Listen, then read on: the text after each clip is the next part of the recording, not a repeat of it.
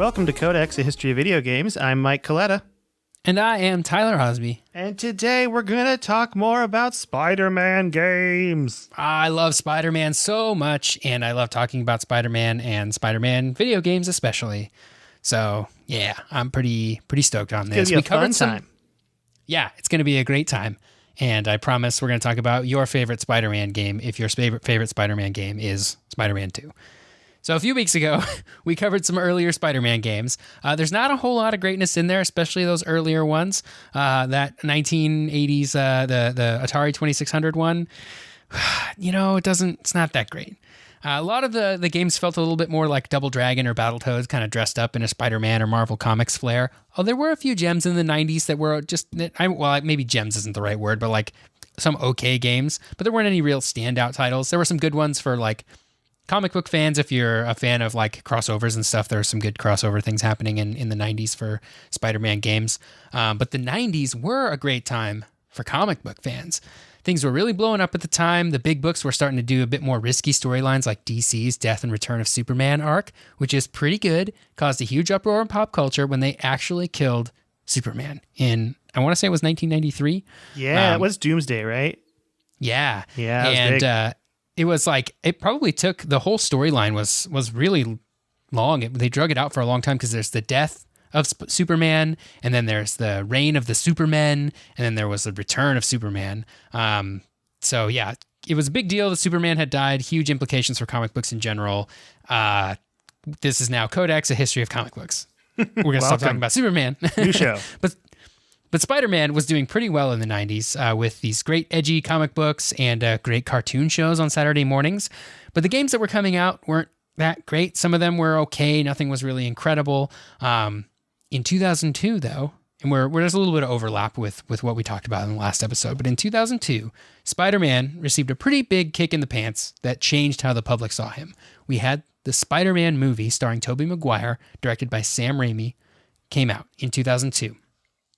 It shook up the whole aesthetic and brought Spider-Man to the masses in a new way. And I would even argue that it kicked off the current superhero craze we've been in for the past 10 years or so. I guess you could argue that the first X-Men movie sort of did that too. And I think you'd have a pretty good argument there. I think it was a combo. Honestly, it was Spider-Man, X-Men, but also the Christopher Nolan Batmans really helps too. Yeah, there was like a string of between 1999 and 2005, there were 3 or 4 really good superhero movies that came out. So good. And I'm just realizing now that I said the past 10 years when really it's been 20 years. We're so old. Oh my gosh, that Spider-Man movie is 20 years old. There has been a thing on Twitter, by the way, today about how people are nostalgic for the 90s Pizza Hut. Have you seen this? Yeah. And I'm like, man, that just gave me all sorts of memory feels too. I didn't post about it because I don't want to go back and do the nostalgia thing, but I miss going to eat in at a pizza. I want dine-in Pizza Hut again. Me too. They have a salad bar. Yeah. And it was... Yeah, they recently changed their box art on their pizza boxes to be in that old 90s style, and I gotta say, I really love it. Do you know where you and I went to college in Pullman, Washington? The Pizza Hut there is still dine-in. Oh, yeah. They got one of those in Kennewick, Washington, too. Yeah, and up where my brother lives in Alaska, they have it, too. And it's great. I'm like, oh, this is throwback all the way. Oh, man. Yeah. Anyway, alongside that pivotal movie, Spider-Man, they also released a video game. We talked about it in the last episode. It wasn't anything spectacular, but it mostly just built on Spider-Man game that they had released on the PS1 and the N64 and the Dreamcast a couple of years before. It was set in the same world as the new movie. It had some web slinging stuff that was okay, and some cool aerial combat, but mostly otherwise it was kind of just an action platformer. It was all right. It does hold a special place in my heart. It was the first game I ever upgraded a computer for, but otherwise it was mostly unremarkable, except that it was a half-decent game based on a movie in a time where movie games were being churned out for everything even remotely kids-related, and they were all garbage. So congrats, Spider-Man and the developer, Treyarch, on not being a trash heap, but the game wasn't great either. You were a moderate heap, a non-trashy heap. Yeah. It was a trash heap, but it wasn't on fire. It was a playable heap. Right. And if you dug around in it, maybe you would find something cool. Yeah, an old CD or something. We still play. Yeah, but it still plays with only a few skips, That's good. That's a great metaphor. We're really nailing it. So yeah, but it wasn't a great game. regardless of whether or not you can find that CD in a trash heap, you don't really want to go into the trash heap in the first place to find it, right? Agreed. Yeah. So what was a great game, though, was the movie game that was released with the sequel to Spider-Man called Spider-Man 2. So after the success of the original movie, Sony upped the ante and went all out on Spider-Man 2. The first movie had more than quadrupled its investment for Sony by making nearly $1 billion. I think that's adjusted for inflation today. But so it made a lot of money. So of course there was going to be a sequel. And that movie was really good.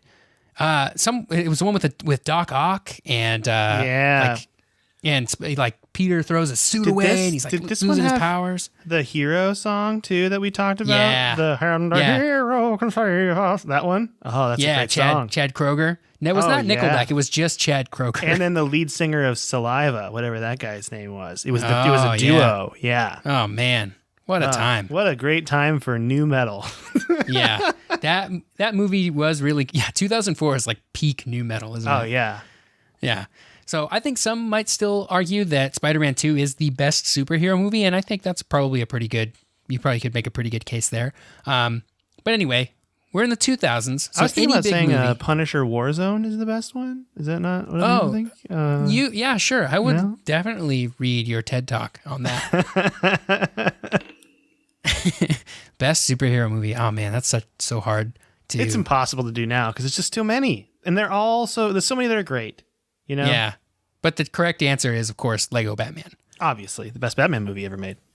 And I say that not joking. That is actually my favorite. This might be actually the hottest take we've ever said on this podcast. And it's a hot take that people get mad at Tyler about for a long time. And I am leaning more and more into Tyler's camp that Lego Batman is the best Batman movie.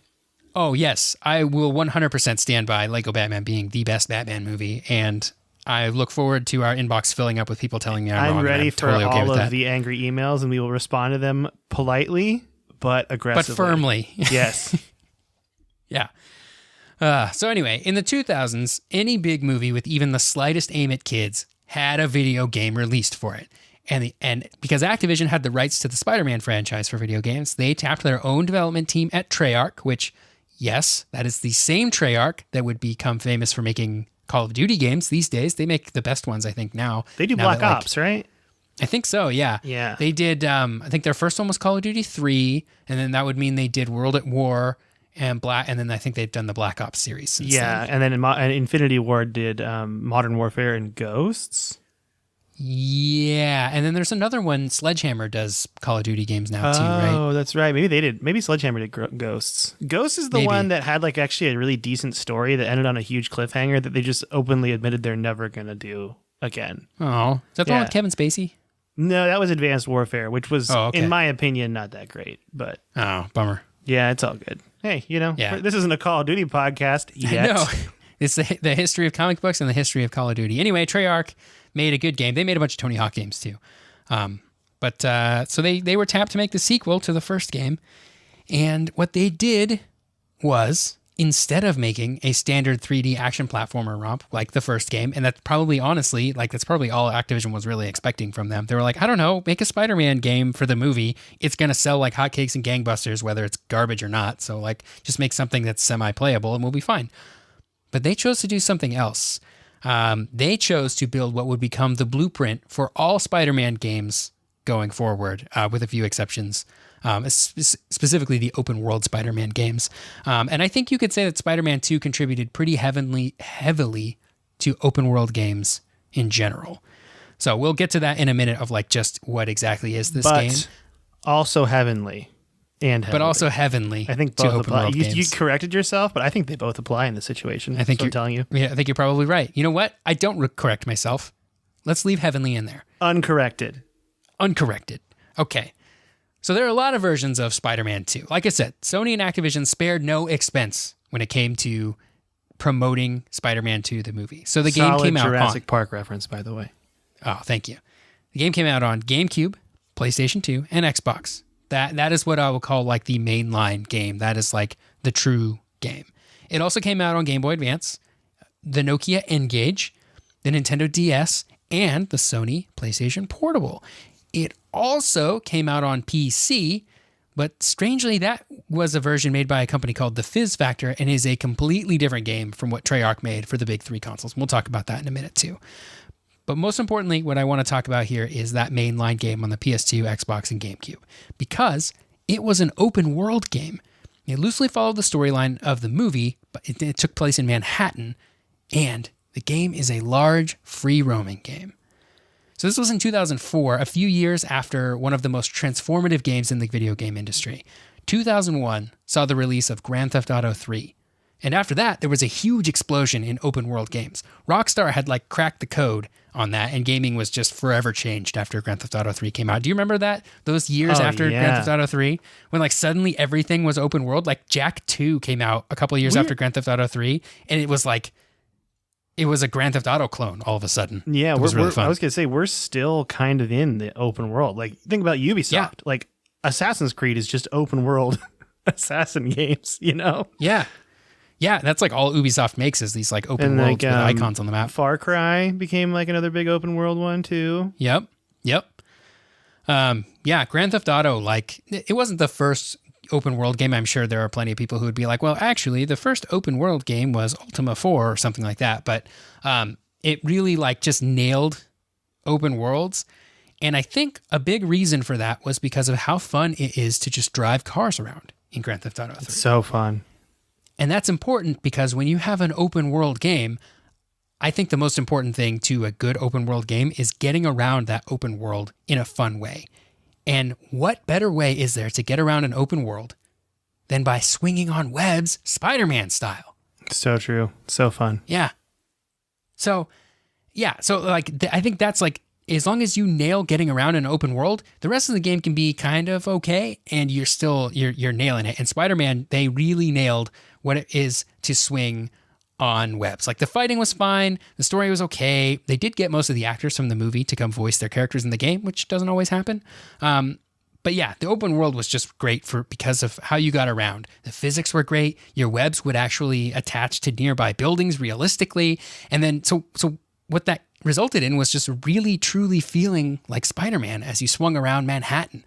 And it's just you swing around, you can do tricks in the air, and you can run on the side of buildings, and you're sticking on the side of buildings, and you can kind of, there was a real skill to using it too. It wasn't just press the button and go forward. There's you as you're swinging around, you sort of, make use of physics in a really fun way to just make getting from one end of Manhattan to the other was just super fun. So when you see that your next objective is on the other side of the whole game, you don't go, ugh, I got to go all the way to the other side. You go, yes, I get to go all the way to the other side. And go really fast. Yeah, go really fast. And there was skill in it. People could go. Some people went faster than others if you're better at it or more inventive. So that swinging system was actually invented by a person named Jamie Fristrom after he was dissatisfied with the swinging system in the first game. So yeah, he had to present that to the Activision bigwigs, and they had to give him the thumbs up to use the system in the game, and he got them to do that. So there's also a ton of random side quests to do, which is kind of fun. You could stop street crimes and my favorite, pizza delivery. And you had to do those. The pizza delivery things were really fun because they were sort of a test for how fast you could get around the city. So you'd have I think if I remember correctly, you have a time limit. And so you'd have to come up with creative ways of getting around the city to deliver the pizza in time before it gets cold, of course. Yeah, it's gotta be fresh pizza. Right. And I think you can make money doing it probably, or hero points. I guess you would get hero points for doing side quests, and then you could use those hero points to advance the story and to buy upgrades for Spider-Man. So there's a little bit of an RPG aspect too. So all of these things are swinging around the city is fun. Stopping random crimes on the way to wherever you're going in the city is fun. By doing that kind of stuff and doing pizza deliveries, you got hero points, which made Spider-Man stronger and made it so that you had a better shot at finishing the next mission that you were on. So everything sort of worked together just in a nice way. When all the systems in a game just sort of come together and you're just yes. When they all mesh as one. Yeah. Yeah. So, yeah, it's just great. Anyway, even though this is one of the most beloved movie games and Spider-Man games of all time, it still had to be delivered on time in order to launch with the movie. So there's actually a ton of content that they removed from the game in order to make that deadline, which I think is really impressive that even under those kind of time constraints, the development team was still able to make such a great game. And they had all the odds stacked against them, being a movie game, being an open world game, having these time constraints because they had to launch it the same day as the movie. Like, just hats off to Treyarch for this one. Great job, everybody. So poorly. It really could have. And it did go poorly for the PC version of the game, which I was talking about before, was completely different from the console versions. So it was developed by a studio called The Fizz Factor, and they used the Unreal 2 engine, which is kind of cool. I like knowing what engines games used, especially in the earlier days of video games. The PC version does not have an open world. The web slinging is super clunky because you have to like click on icons of where to put the web to swing, and it's just really feels just bad. And the game is full of invisible walls, invisible ceilings, no freedom at all. It's like they made this version, I think, for like a younger audience, which makes sense because that version is rated E for everyone, and the main versions on console are rated T for teen. So you can see the audience shift there. It's weird they make a kids game on a PC. I feel like that's not really a kid-friendly console to do PC. Yeah, I guess maybe they figured, like, adults have computers and kids can't buy their own consoles, so we'll put kids games out on computers, I guess. I don't know. Like, there's maybe some sort of weird logic going on there, but it doesn't make any sense to me. Yeah, it's weird. Yeah, I tried to do some research to see if there's like a reason they did it that way, and I couldn't really find anything. I went to the Fizz Factor's website. It's just a site for auto insurance now, so I couldn't really same company, figure that just out. named that they sell auto insurance. They changed industries. They was like, well, we tried making a Spider-Man game and it didn't work out, so now we sell car insurance. The studio actually closed in 2009, and they didn't really make anything of value. They made a few cash-in titles based on movie and TV properties. There's like a SpongeBob game and like a Barbie horse adventure game and like a few things that just weren't great. So good riddance. I hope all of those people went on to make better games at other companies, and I hope they all just think of their time at the Fizz Factor as that time that we made a bunch of bad games and then left. But gained a lot of experience and valuable knowledge. And made some friends along the way. I remember being disappointed in the PC version when the PC demo came out because I played it for a few minutes and then immediately put it down out of frustration and disappointment compared to the first game, which my brother and I had loved. We played a lot of the first game, had a great time. And so when the demo came out on PC for Spider-Man 2, I was like, oh, well, I like the first game, so, maybe we'll like the second game. And it was just bad. And we put it down and we're like, well, glad we tried the demo and not bought the game. But for years after this, I would hear about how good Spider-Man 2 was and how it's like the best movie game ever made and how it was such a great open world game. And I was like, I don't get what people are talking about. Like, this game was awful. And I only had to play like 10 minutes of it to really figure out that it was truly terrible. But then it was like, I probably wasn't until like college when I learned that the game was like, the PC version was not even close to being the same as the console version. They were just completely different games. And now that I played the good version on consoles, like, I get it. It's a great game. It's a good game. Yeah. Never played it. Games. Feel like a ding dong. Yeah, you really should. Not the PC version though. Yeah. Yeah, that's kind of all I've got on Spider-Man 2, but I know a lot of folks probably have good memories of this game, so shoot us an email, codexhistorypodcast@gmail.com, because I know a lot of you spent a lot of time with this game and probably with that stupid pizza delivery song. So we can move on, though. The Sam Raimi Spider-Man franchise was still firing on all cylinders, but between Spider-Man 2 and 3 video games, we got another Spider-Man game, and this one was more based on the comics. This one was released in 2005 called Ultimate Spider-Man. Ooh. Yeah. So a little bit of backstory here. We're entering Codex, the history of comic books again here. We're doing it. In 2000, Marvel did kind of a soft reboot of a lot of their comic books. They didn't like destroy the universe and start over like DC had done with Crisis on Infinite Earths in 1985, but they did this sort of like side continuity, which they called the Ultimate Universe. And they had, I think Ultimate Spider-Man was the first, but there was like Ultimate X-Men and Ultimate Iron Man and like a whole bunch of Ultimate things where they created this like parallel world to start over with their heroes while still allowing them to like, that still like respected the original continuity and allowed like those storylines to continue on as well.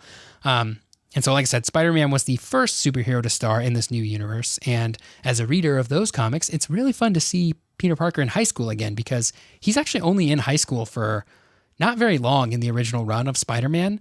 After that, he's like out of high school and like dealing with adult problems. But one of my favorite aspects of Spider-Man and Peter Parker is how this kid deals with being a superhero. So anyway, he's back in high school, at least in the start of Ultimate Spider-Man, dealing with problems that affected teens in the late 90s and early 2000s. It's dated, but it's worth going back and reading those. Anyway, we're getting too far into Kodak's history of comic books here. And most importantly, they made a game in 2005 that was in the Ultimate universe. So, yeah, they released it on the PS2, Xbox, GameCube, and PC. And this time the PC version was good. It was the same as the console version. They also had Game Boy Advance and DS entries that weren't of the same type of game. They were like side scrollers. They were pretty well received, though. The DS version is actually the highest scoring version of Ultimate Spider-Man on Metacritic. Fun fact. Interesting. Yeah. Wait, so no N-Gage release. No N-Gage release on this one. N-Gage was dead and gone by 2005. It was a flash in the pan. That. I want to talk about that sometime. I'm interested in a failure. We could do an interesting episode on a spectacular failure of just this like flash in the pan where it was like Nokia clearly had tons of money to get, like they had a Sonic game and they had a Tony Hawk game and they had a Spider-Man game. Like they clearly were able to like nab these really big properties, but the games were just bad and the hardware was bad. And like people didn't want a cell phone that also played games. They didn't want a mediocre cell phone that played mediocre games, you know? It was like just too early to combine those things. Anyway, like, just give me my mediocre phone with Snake. That's all I want to play on a Nokia phone. Yeah, it just was. It was ahead of its time in some ways, I guess. You know, it tried to be too much. Tried to be things it couldn't be. Anyway, so Ultimate Spider-Man takes a lot of the systems that Treyarch had built for Spider-Man 2 and then expands on them. So the game had this really cool cel-shaded comic book aesthetic, which looks just really nice, especially on the PC version at higher resolutions. Most of those graphics hold up really well just because they're like all cartoony and stylized. So in this game, you can also play as Venom, which changes things up and is pretty neat. He's only available for like a couple of story missions until you finish the story, and then you can play as Venom in the open world. So that's cool. The storyline was written by Brian Michael Bendis, who was also writing Ultimate Spider-Man at the time in 2005. He's a great author. He's written so many cool things. He is. He's written a lot of really, really good comic book stories across both DC and Marvel multiverses. Yeah, that works for me. Yeah. So I haven't spent a whole lot of time with Ultimate Spider-Man myself, but it just looks like so much fun. And I'm a sucker for a good cel-shaded art style. Me too. So yeah, the PC version looks pretty good. So I may need to see if I can like find a copy of that on eBay or something. It's not on Steam or anything like that, which is kind of a bummer. And I also really love the Ultimate Universe. I would say I like the Ultimate Universe more than the like main Earth 616 universe is like the main Marvel universe. It's like Ultimate is like one of the first comic books I really got into when I was younger. I have this gigantic hardback book of like 5 years of Ultimate Spider-Man stories that I've read like a bunch of times. I just love it. That's really cool. I think I actually have some of the Ultimate X-Men original trades like in my bookshelf behind cool. me. Yeah, the early Ultimate stuff's really good. Kodak's History of Comic Books. It's really good. Yeah. One more thing about Ultimate Spider-Man is that it did get a prequel made that was released about a year later called Battle for New York on DS and Game Boy Advance. It got kind of mixed reviews, but it's worth mentioning anyway. It's like a side-scroller action platformer. So yeah, that's a cool game that's worth checking out. Good Spider-Man game. Some people will say it's better than Spider-Man 2. Some people, there's kind of an argument over whether or not it's actually better than Spider-Man 2, but it's worth checking out at least. The last game that I want to cover today completes the Sam Raimi trilogy and of what some might call the golden years of Spider-Man gaming. So there was a Spider-Man game. There was Spider-Man, and then there was Spider-Man 2, and both of those movies were massive successes, so you know Sony's trying to release Spider-Man 3 in 2007. The movie focused on Peter Parker as he goes up against Sandman and Venom. And they added Gwen Stacy to that one a little late in the game for that. Raimi just wanted to focus on Sandman, but the producers requested that he add Venom and Gwen Stacy in there. So what resulted was kind of a muddled mess of a movie. It was a pretty lame send-off to the franchise that reinvigorated superhero movies in the 2000s. And it had that really weird dance scene with Peter that I know was like kind of supposed to be awkward, but it was really just bad and just really didn't help the movie. Yeah, this is just a classic case of too many villains in one movie. I did not realize that Sam Raimi only wanted Sandman, though. I now respect Sam Raimi. I didn't know that was like a thing that producers wanted. Classic movie making. Yeah, they were going to make a fourth movie too, but Sam Raimi left over creative differences. So he probably they were like, you want to make another Spider-Man movie? Put all these things in it. And he was like, you know what? I'm not going to do that. We're done here. And left forever. Mad respect. Yeah. But luckily for us, the gamers, Spider-Man 3, the video game, was made by Treyarch, the company that makes the good Spider-Man games and many of the good Call of Duties.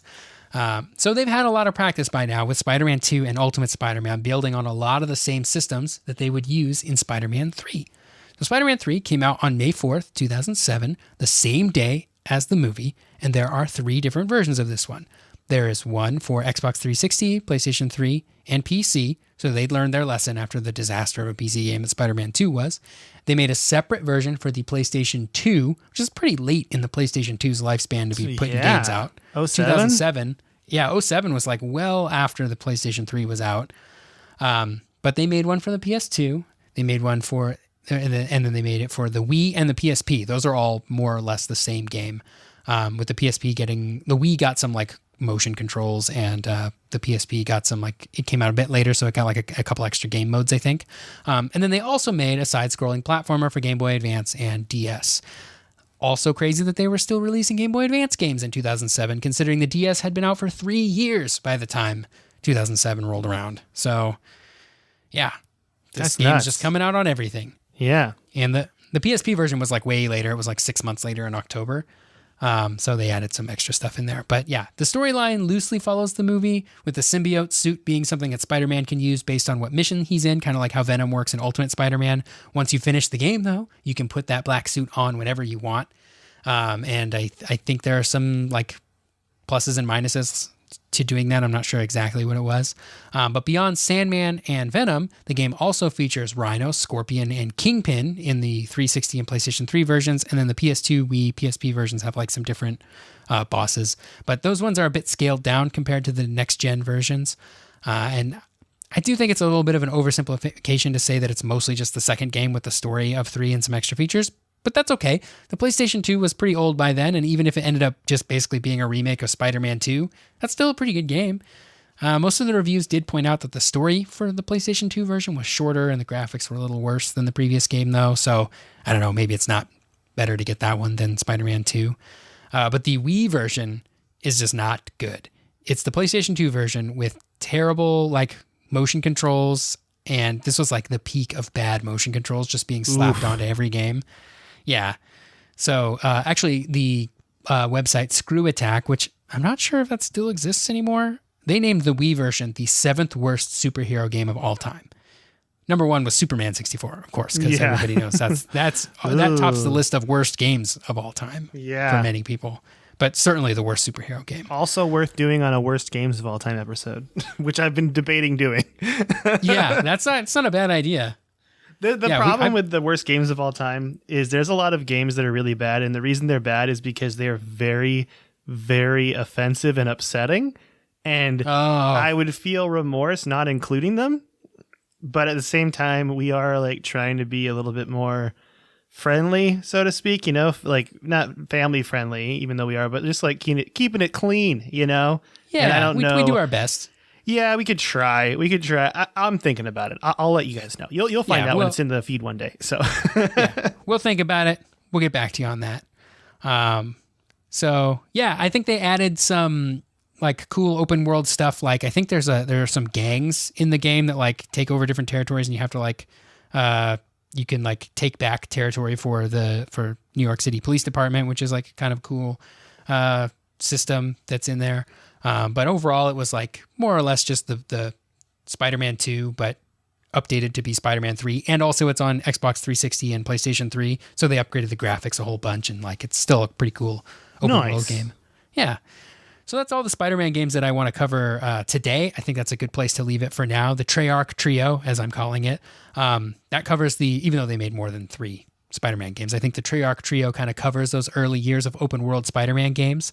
Treyarch doesn't quit making Spider-Man games after this. They do help out on one more open world Spider-Man game called Web of Shadows. And then after that, a lot of Spider-Man development would go to a bunch of different developers, the most prominent of which I would say is a company called Beanox. Well, Insomniac, but that's way later. We won't even get to that. But Beenox would start to kind of be the new Treyarch for making Spider-Man games after this. And we'll cover their games in like a future episode of the show.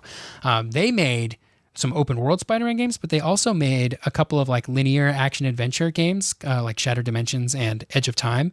And then they went back to that open world formula for the movie tie-in games for Mark Webb's Amazing Spider-Man series of movies. Which the ones with, I think we mentioned it last time. I don't hate these movies as much as everyone else does. Yeah, I don't hate them. They're not great, but I don't hate them. Yeah, they're not as good as Spider-Man 1 and 2 by Sam Raimi, but they're still good. But they are better than Spider-Man 3 by Sam Raimi. They are better than Spider-Man 3. yeah, 100% agree. Yeah, Spider-Man makes his appearance in like a bunch of other games too. We've got like Marvel vs. Capcom. There's a whole bunch of Lego games based on Marvel properties that he's always showing up in because he's an S-tier Marvel superhero. So anything that Marvel puts out with their superheroes in it has some sort of Spider-Man going on in it. So like we can't cover everything, but I hope this is a good place to leave it at least for today. And we'll come back in a future episode and cover a few more games made by Beenox. And then we'll probably leave it before we talk about the Insomniac Spider-Man game, which is awesome if you haven't played it. Yeah, that's one that I really need to play. That's the one that's PlayStation only, though, right? It is, yeah. It's PlayStation 4 exclusive. Ooh, it hurts my feelings. So, but I get it. Yeah. Anyway, Mike, what you been playing? Oh, what a week for video games. So, full disclosure to the listeners, I got my wisdom teeth removed on Friday. Been three days doing the Drogas from they've given me. Although I actually haven't been on hardcore painkillers, so I remember everything. I've just been taking like ibuprofen, so I've been able to play some games. And I actually, before the surgery, I finished Half-Life Opposing Force and Half-Life Blue Shift for next week's episode, so that's definitely happening. Get excited, everyone. I got some insight into that because I just played them. Also, I finally finished Breath of the Wild. Finally. I was sitting in Ganon's castle, like just at the boss battle, and I just kind of forgot to do it. And I was like, oh yeah. And I just did that yesterday. I just beat it really quickly. Man, that fight. Were you scared? I was really scared. That fight was really easy though, because I was so buffed up because I made sure to do everything I could in that game. Like I got all the special DLC done. My Master Sword was maxed out. Like everything was much easier, I think, than if you go into it, say like those people that speedrun the game and just go straight to Ganon's castle. Like it was way easy. Do it with 3 hearts. Yeah, like it was pretty nuts, but that was such a good game. I had super fun, and also again, cell shaded games that look beautiful and are timeless. Breath of the Wild makes me wonder because they I guess I should say spoilers, but they leave the ending open ended. You know, like they're like we have so much to do. Essentially, is how it ends. Do you think there's going to be a Breath of the Wild 2? Yeah, Nintendo has announced it. They did announce it. It is. Yeah, it's called like Breath of the Wild 2.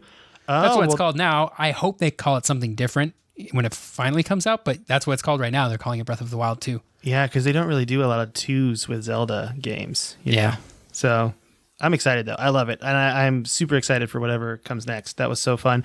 And then I started, because I finished Breath of the Wild, I am now playing Super Mario Odyssey. I just started that today, which is really fun. Also been playing Destiny with you. It's been real fun. Oh, yeah. We're back in it. Back in the saddle, trying to get powerful so we can do the dungeon and then stop playing until September. Yep, that sounds great. What you been playing? Well, I've been playing mostly Destiny with you. I'm trying to think of what else I've been working on. Still putting in a little bit of time on Mass Effect here and there. It's kind of my it's my go-to when I have just like a little bit of time because I've already played it. But this weekend, Last of Us 2 came out. And so Kelly and I we've spent basically the whole weekend playing it, just all day. I just sit and watch her play Last of Us 2. And if you like the first one, you will like the second one. It's just as good so far, if not better. Gameplay is solid. It's gorgeous. Graphics just so good. And the story is at least as good as the story in the first game. So again, that's about it though, because most of my weekend has really just been Last of Us. Another PlayStation exclusive that's just spitting in my face, you know? Yep. It's hard. Yep. Life's hard. Well, we got an email. You want me to read the email? Yeah. This is from Peter. Peter says, "Hey guys, I discovered your podcast recently and have been working through the backlog of episodes. Y'all are always fun to listen to and make the workday breeze by. You even inspired me to finally get my roommates and I to start our own podcast that we always talked about, which I won't name because I don't want this to seem like a plug for our cast." Well, guess what, Peter? You can just email me again and I'll read your podcast. I don't even care. We plug away on this show, especially to friends. All right? We don't care. So let me know the name of your podcast and I will say it. All right. They continue on saying, "An MMORPG episode would be super interesting. I've done some research into the history, and it's a lot older than one would think, even predating the modern internet. It's a really cool topic, and it'd be fun to hear about. I 100% agree with you, Peter. We did the discussion episode, right, Ty? Yeah, but doing like a more formal history would be really fun, too. I think it'd be really fun, and I think that's something that I can kind of go right into after this Half-Life spell, because we're kind of still in PC gaming, and I feel like MMOs are primarily a PC genre. So that is true. I would say that. I think we could maybe, jump right into that. And I'm interested. You got me interested, Peter. Peter goes on to say, thanks for the great content every week. Cheers, Peter. He doesn't tell us where he lives, though, which is smart. Don't want the government to know where you're at. It's great. That's right. Yeah. Off the grid. Off the grid, Peter. Thank you so much for the email. You can email us at codexhistorypodcast@gmail.com.